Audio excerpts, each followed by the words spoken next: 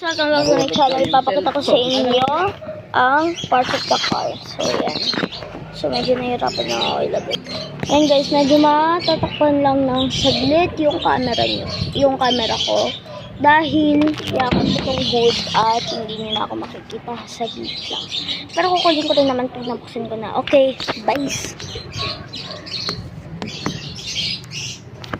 Ay.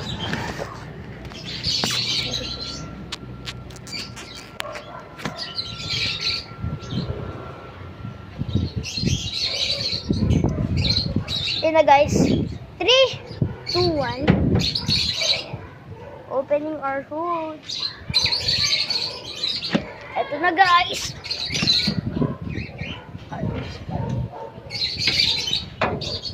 Ay! Ayan! So yan na guys. Nabuksan ko na yung hood natin.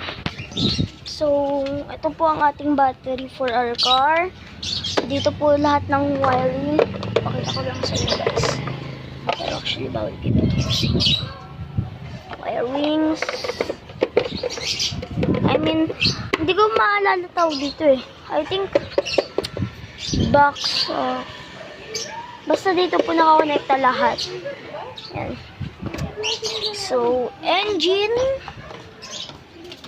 Okay. Dito po nilalagay ang ating clean fuel. So, ito po ang parte. Yung isa pang, ito po ang lalagyan. Sorry, hindi pala ito kung clean fuel. Coolant pala, guys. Coolant pala ito. Dito po ang ating engine oil. Pakita ko sa inyo. Ayan, guys. Ito po yung madalas nyo nakikita. Ayan, guys. So, yan.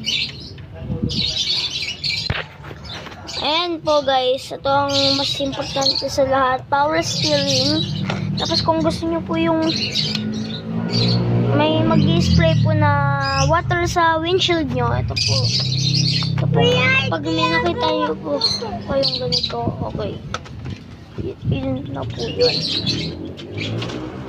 Tapos ito po lahat ng lalagyanan ng fan.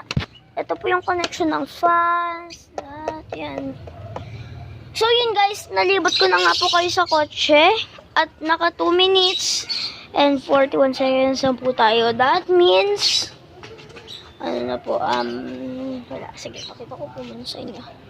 Ito po itsura ng clean, ng coolant ha. Green po siya, hindi.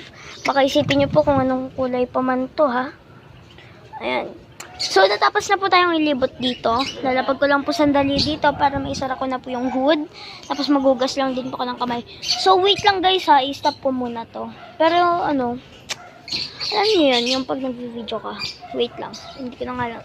Joke lang, hindi ko na i-stop to. Bye. So, yan guys. Nakapaghugas na ako ng kamay pero madumi pa rin. Hindi. Pero kung isasara nyo na po, ito lang guys. So, itong nasa gilid po na to. So, yan na guys.